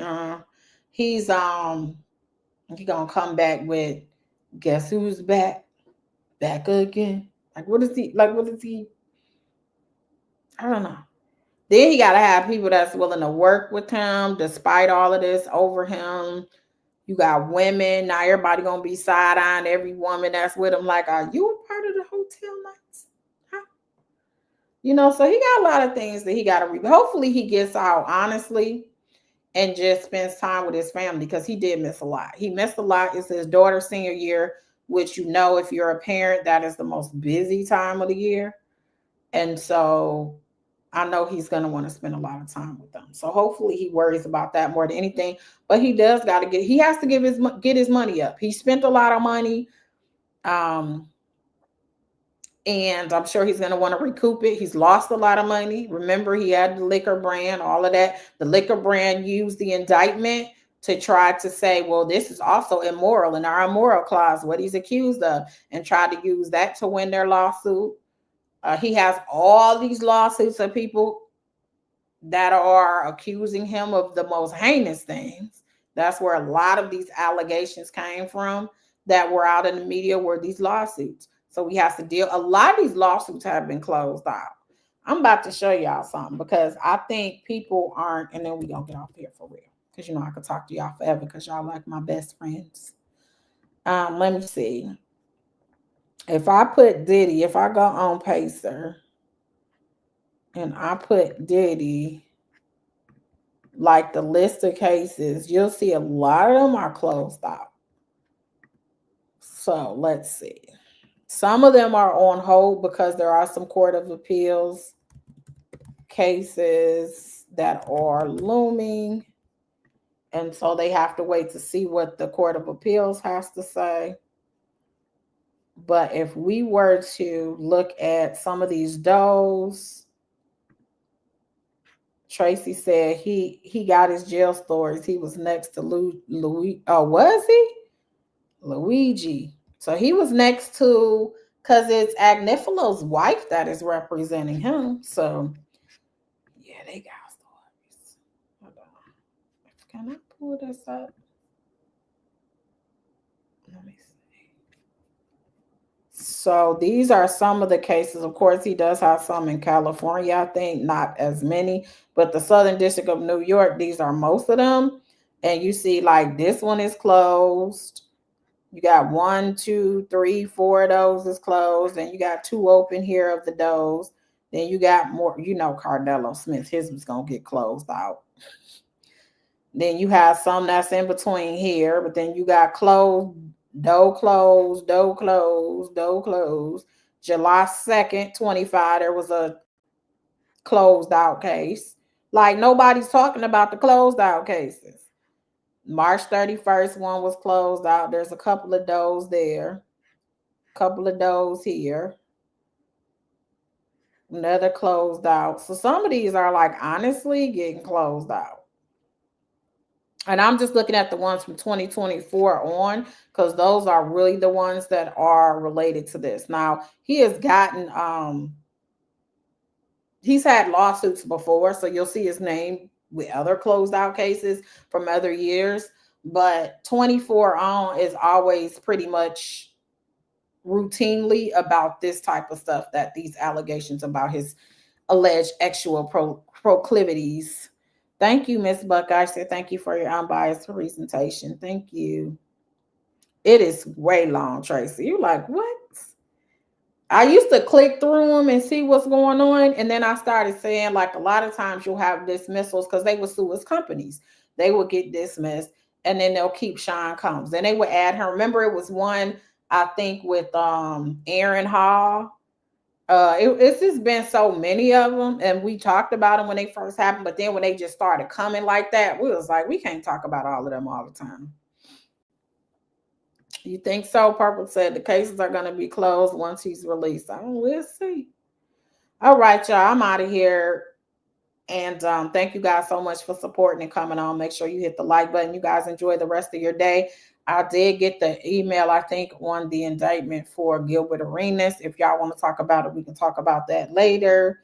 And that's it. That's all I got. That's all I got for today. Thank you all for rocking with me for these last 2 hours. It was long. I told you the document was long, and I skipped over 50% of it. But I did want you all to get the gist of what the arguments were. So you all have a fantabulous day. And, until next time.